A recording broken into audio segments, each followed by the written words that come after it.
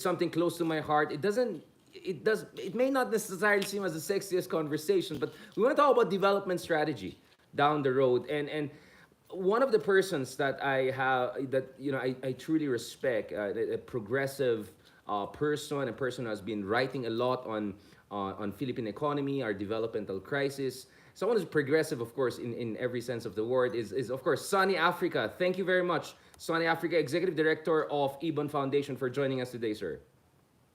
Hey, Richard. Thanks for the invitation. Happy to be here. Hope you have something to share. Pleasure, pleasure. Sorry if my internet is not as good, but as long as the audio comes in, I think we'll be happy about this.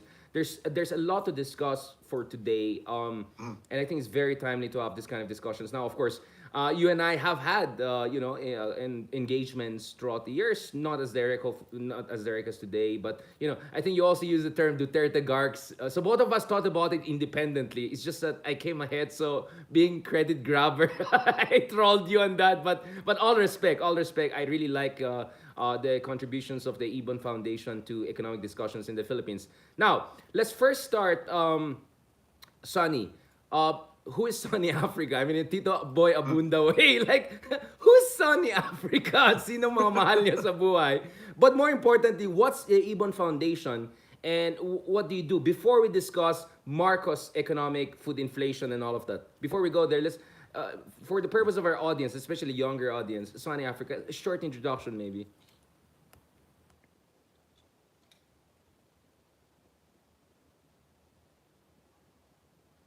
Kind of losing you, but Yes, please go ahead. No, we got it. Yeah, please go ahead. Yeah. Yes, Sunny. So, hi. yeah. Ibon, talking about Marcos economics, Ibon was set up in 1978 during this our first episode of really bad Marcos economics. It was set up very straightforward objective: bring economics down to the people. It's Right. economics is too important to be left to economists, especially it's too important to be left to our politicians. So from the very start in 1978, even was set up to try and explain economic issues to regular people so they can engage. So whether it's workers in trade unions, farmers in peasant organizations, urban poor doing their demolition struggles and all of that, we even did feel that economics had to be explained as something that bituki issue talaga siya. Beyond the short term, sana even the long term. So even has been at for 45 years. Middle age, for those who believe in numerology. Eben's 45 years old. And then we did a quick check of the average age of the staff. Also 45. Eh, So coterminous oddly, ba yan? that's Sorry, Sunny. us.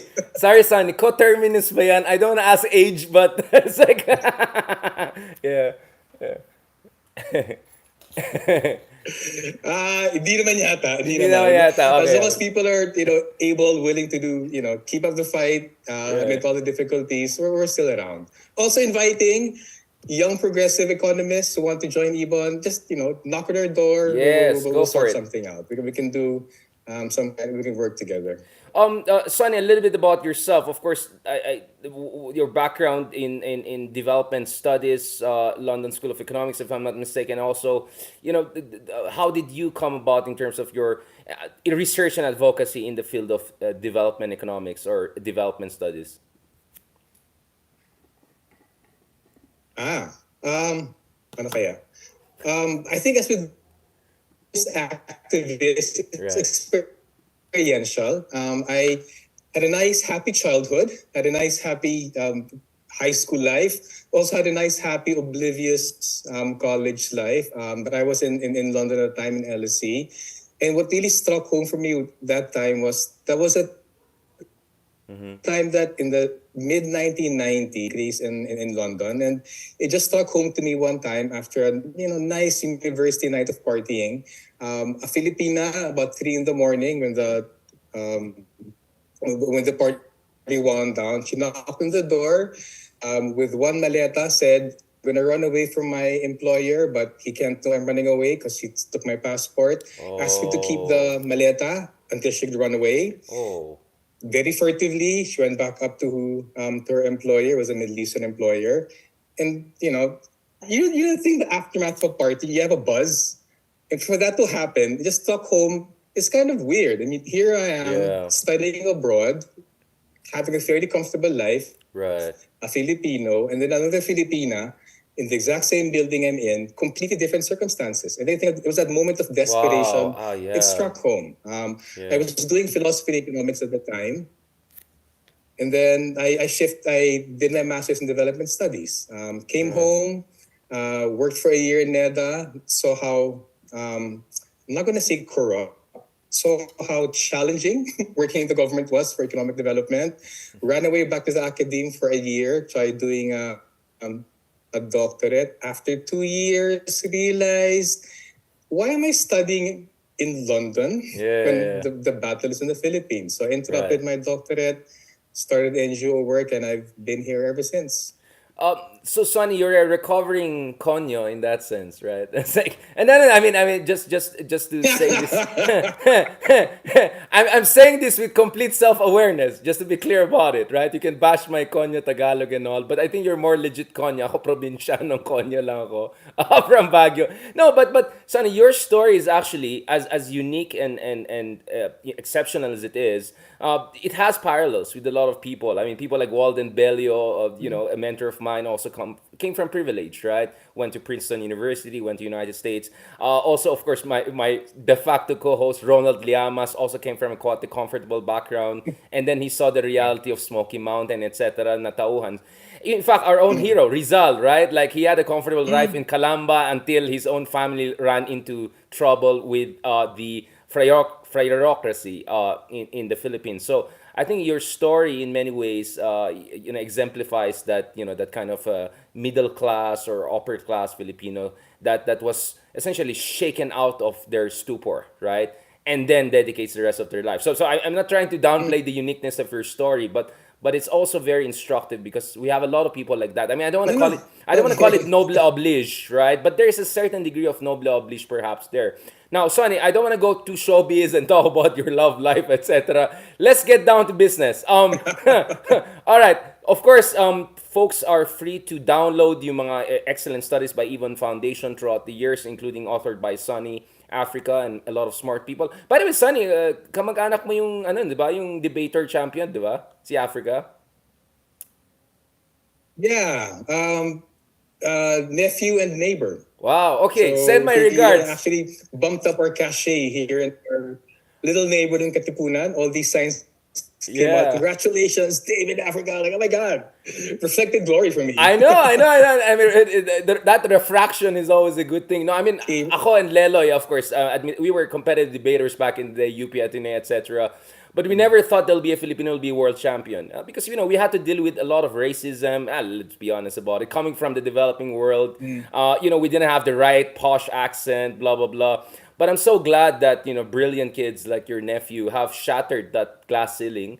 And of course, they're brilliant themselves, no question about it. I'm just saying this it's something emotional for me and Lelo. Actually, we had the whole episode just about your nephew, right? And then how we feel this is our moment. Really? Yeah, believe me or not. All right. Anyway, digression. Now let's go to forget about their nephew for a while. Let's talk Oh, okay, about. I'm gonna look for that and pass it to him if I hasn't seen it yet. Sige, I I like think I'll that. find it. Yeah, dun sa episode namin next. Sige, forward ko na lang sa'yo, Sonny, no? Now, Sonny, let's go back to this. Of course, you're great too. I'm just like digress lang ako just to put things. I mean, there's something perhaps with your Yeah. extended Hey, family. Richard, you're super choppy. I'm sorry. Just get back to me. No, don't worry about it. We're still hearing you. I think as long as we get the audio right, I think that should be fine. So Sunny, let me put you on speaker and then probably remove my video para faster yan. When I question you and all. No, Sunny, let's go back to this. First of all, what is your assessment of the Marcos Jr. administration's economic performance so far? What is the good, if any? What is the bad, and what is the ugly? I think that's a good framework. The good, the bad, and the ugly, if we can put it that way. Oh, well, I'm so sorry. I'm going to be nasty. I mean, if we're going to look at things in There's the nothing long-term good. view, Okay. it's tough, you know. I mean, Yeah. I have this always had this weird irritation. People trying to find the good in something when it's fundamentally bad. I mean, it's like saying, "Oh, don't worry about Hitler. You know, he loved dogs. He was so nice to Uy, his grabe ka doggos." naman, Hitler ka agad. I mean, nag-escalate ka agad. Di man lang Bolsonaro, di man Because lang again, ano. Yeah. governance economic policy, it spans so much of the economy. Yeah, So yeah. parang kung pipilitin mo to find something good, I mean, meron naman. So Yes. halimbawa right now, in the middle of all these social problems, okay, that 1 million na cash subsidies binibigay for informal workers, of Mm. course that's good. Yeah, but if you're talking about roughly 20 million families Yeah.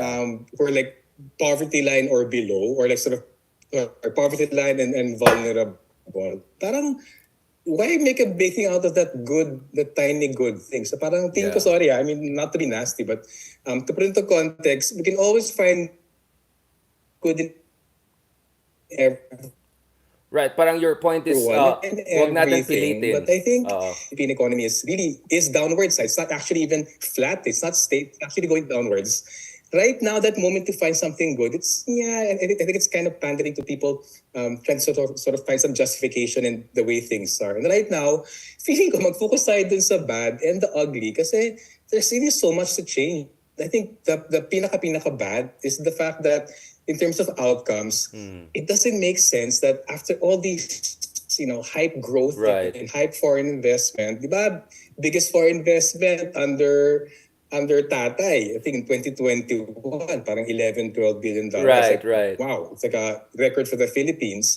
But despite all the rapid growth, despite all the foreign investment, despite all the claims na we're sort of fixing our competitiveness, why are roughly 7 or 8 out of 10 Filipino families no savings Yeah. or self-declaring themselves poor or borderline poor? So parang that's such a big bad. This is the We have to SWS throw that survey, in right? I think in our economist faces. Stop fighting Right, right. Wag natin pilitin essentially yung ano, 'di ba? Wag natin how bad pilitin na. things are. Walang Yeah. self-reflection eh. I mean, Right. despite 14 years of all these, gloating about where a rising star in Asia, rapid economic growth, well-respected central bankers and finance Rising ministers. tiger Parang economy. it is kind of ugly that Yeah. they're not accepting the fact that our industry, our manufacturing sector is smallest since the Yeah. 1940s. Right. They're not accepting that all this foreign investment makes for good headline, very profitable in the Philippine economy. So I think the ugliness comes from parang kulang na self-reflection. And Yeah, yeah. sayang eh. I mean, we're gonna keep going from administration to administration, and the economy is gonna keep on sasadsad talaga siya. If there's no acceptance that may problem talaga tayo. So And, what you're, and it's serious. It's really super serious talaga. yeah, so what you're saying is wag natin pilitin na there's any good if there's not a good. Ako naman, I mean, hindi naman totally sarcastic. At least I'm glad that we don't have an inflation of 80% like Turkey and Argentina. Yeah. I'm glad that we're still the fastest growing in ASEAN, although of course our per capita is so low that growing at 6% is whatever, right? We should be growing at 10%. I'm just saying, as someone who always studies other developing countries of the world, I've been in the Middle East, I've been in other parts of the world, parang at least we're not as bad as them, right? But you're right. I mean, that doesn't make it good, but I don't know. It's better than nothing. But Well, let's yeah, talk. ayun. Ayun. Imbes na good, bad, the ugly, the better than bad, bad than the ugly. Kung ganon, sige, Yeah. medyo I can sort of pick up a few better than bad things. Tama ka, inflation, good, we have double-digit inflation, but also second highest inflation for the year in Southeast Asia. Yes, Alam mo yun, I parang agree with if you. you put things I into agree. context, yung better than bad, it's gonna be stretching it to call it good eh. Parang Right. yung good, kailangan may tanaw ka na maganda talaga and it's heading Correct. towards something better. But yung good natin is it's just not as bad as others. And So, is that Sonny, good? how I don't know. ugly is the Sort of bad mood ako. I've been in traffic for so long. I know, Sonny. Okay, ganito na, Sonny. You have to understand also where I'm coming from. Kasi ako, my philosophy of political mobilization is that there should always be a philosophy of hope. And my fear is if you do not talk about anything good, no matter how little, baka maging cynical na lang tao and they switch out. Do you get where I'm coming from? Because I'm, as someone who, do you get what I'm saying? So actually, Yeah. this is not cynical. I'm just saying, before you get people interested in political activism, you have to give them a sense of reasonable hope. Now, we can debate about what is a reasonable hope, but my point is, Yeah. if you say the picture is all dark and dreary, ang hirap mag-mobilize ng tao. People just switch off. Son, I can tell you confidently because I'm very active online, social media, mainstream media. And napansin ko, if toxic ang tingin ng tao sa politika, they're just gonna leave it. And I think that's bad because it's just gonna leave the field to the baddies. The baddies want people to lose hope because when people are hopeless, they can become enslaved. That's my reading of Yeah. it, son. So I hope you see where I'm coming from. But absolutely, Yeah, yeah, yeah. you know me. I'm very realistic. I mean, goodness. I mean, I have all.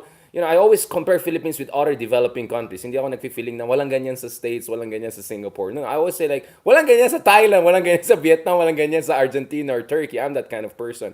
Now, Sonny, let's Ay, get. pero, I'll sing it lang. Pero Go ang ahead. good kasi, I'm not gonna find it in the government's current economic policies kasi they're repeating the same mistakes that have been repeated for literally every development plan since the Baster plan ng Bruce plan nung late 1940s. Sa akin, I'd look for the good outside of the official development plans, outside of the official technocracy. I'd look for it, the fact that, halimbawa ikaw, nagtatanong ka. And it's a big thing for me. I mean, for the longest time, industrialization was dumped on. Since the 1990s, I mean, the last president even talked about industrialization was President Ramos, di ba? Since Exactly. then, from Estrada, Mark, and Gloria onwards, it was about, yeah, let's open up, and then whatever the market decides is our economic structure, that's it. So I Correct. can, for me, that's a good thing, but it's not coming from government. And Yeah. to be clear, we do talk to a few technocrats within government, but Right. they're so not cynical, but they've been so bludgeoned by the fact that it's not in their career interest to talk about industrial Yeah. in their career interest to break this hegemony of neoliberal thinking. So they're not speaking. But sa akin, the good won't be in the official structures. I think it comes from outside, from people like you, public intellectuals talking about it. It comes from, there's still, despite all the attacks against progressives, there are still organizations talking about industrialization, talking about economic reforms. There are still, despite the political attacks, a few, precious few politicians trying to sort of, create a bulwark against neoliberalism and then bring things forward. Sa akin, good yun. But yung tanong mo kasi kanina sa economic policy, hindi ko pipilitin eh. I mean, even their housekeeping's not very good eh. Yeah. And the good they're doing, it's tokenistic. It's like part of the whole Marcus drama of feel good na properties to a handful of Yeah. UV operators and drivers, a handful Right. of low income families, a handful of farmers. Parang kung sabihin namin good yan, parang na-legitimize pa yung feel-good, performative, Right. tokenistic economic reforms nila. So I don't want to be cynical in that sense, pero Yes. in terms of hope, hopefulness namin, people are asking what can be done. People are organizing, they're being attacked, and surviving those attacks. I think that's the raw matter for development. People have to start, it's a social movement. Eh. I mean, all economic change naman is a question of like mass mobilization. Eh. Now, And intellectuals. right. I mean, first of all, let me say you have no idea. I mean, there were like some even Wall Street folks who have been listening to some of my podcasts on industrial policy and all. So you never know who's listening to you, right? We're hoping the right people will listen in one or another. But you're right. I mean, ako naman kasi ganitong basa ko dito, Sunny. The reason we're growing at 6% has nothing to do with the supposed intelligence of our administration. It's because of the hardworking Filipino people.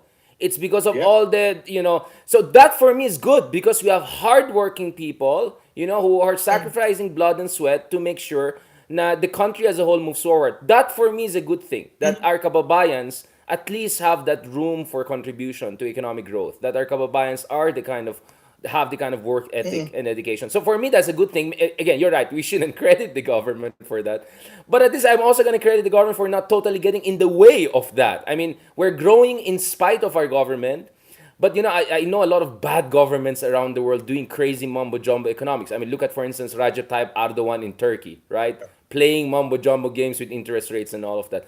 Thankfully, we don't have at least those kind of leaders. So, again, I agree with you in terms of making sure you don't give credit to those who don't deserve it. But I'm just saying, there's always a silver lining there, and I'm not forcing it in this kind of a pathetic, self-satisfied, liberal, complacent way. No, I'm just saying we have to give credit to the Filipino people, all of the OFWs Yeah. and Pinoys. I mean, Sonny, you're not the only one who has come across Filipinos with horrible circumstances abroad. I work in the Philippine Overseas Workers Affairs Committee back in the day legislature. We had to deal with very, very difficult situations in the Middle East, among others.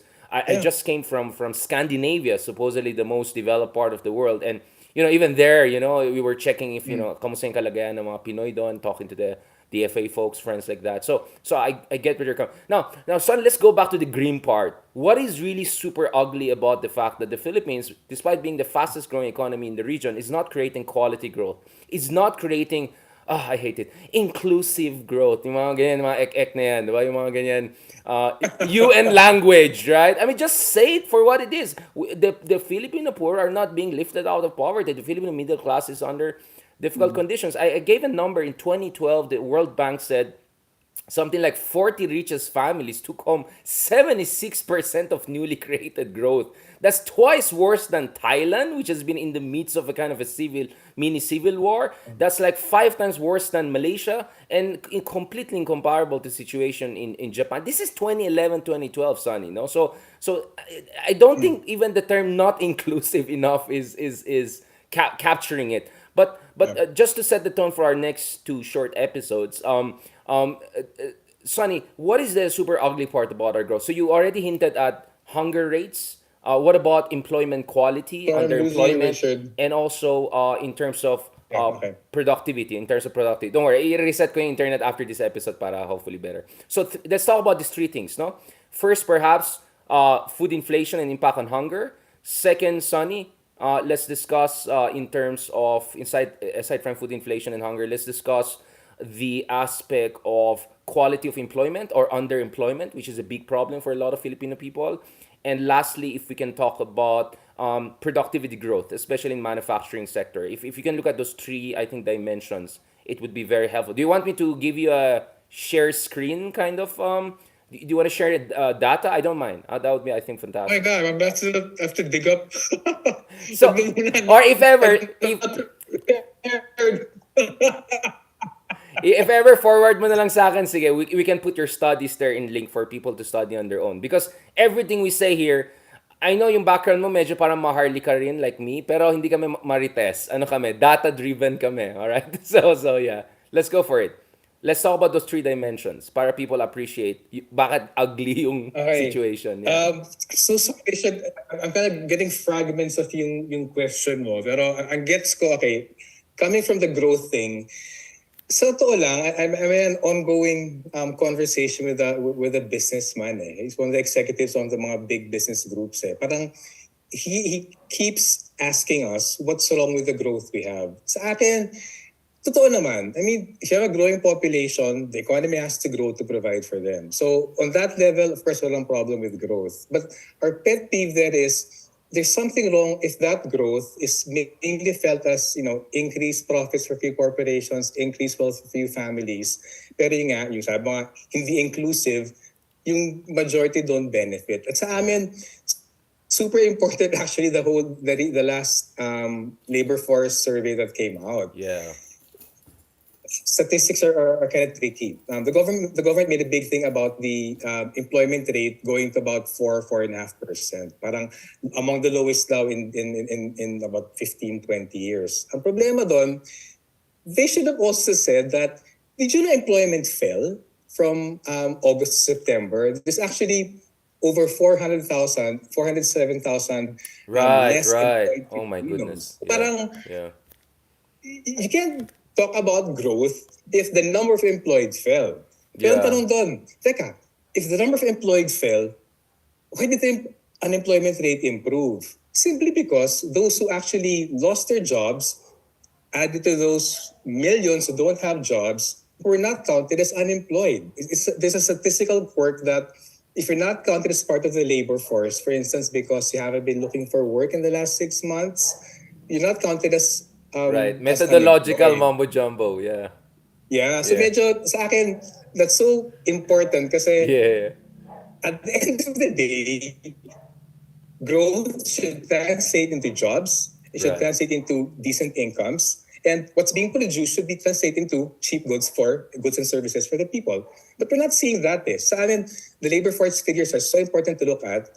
We're not, among those who say na, yeah, kinakalikot yan. Yeah. Even taking the figures at face value, we're not just seeing jobless growth. We're seeing job Right. Right. Not destroy. only jobless growth. Yeah. Definitely. Yeah. That's definitely a challenge. I see, Sonny. Yeah. WS. there are a million more families declaring themselves poor since the start of the Marcos administration. It's not just the administration's fault. May structural problems dyan, but that figure is there. The Bangko Central counted almost 19 million Filipinos.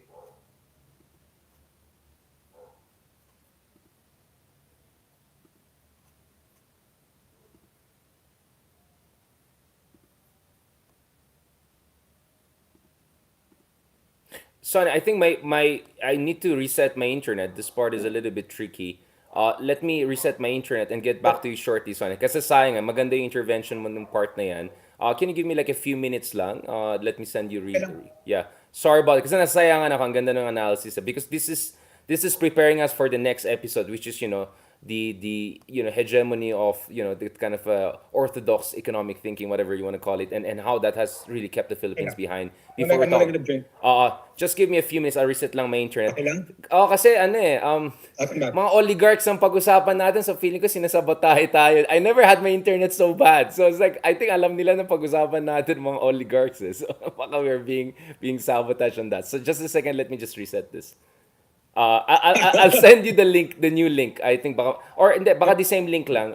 Just give me a few minutes. Have a 5 minutes break, and then let's continue. Okay. I'll get back in like 2 minutes. Yeah, please take 5 minutes. No, that should be fine. Yep. Wait lang guys, I-reset ko lang yung internet ko dito. Sobrang bagal ko. Hindi ko alam bakit ganyan yung internet ko ngayon. 1 second ah.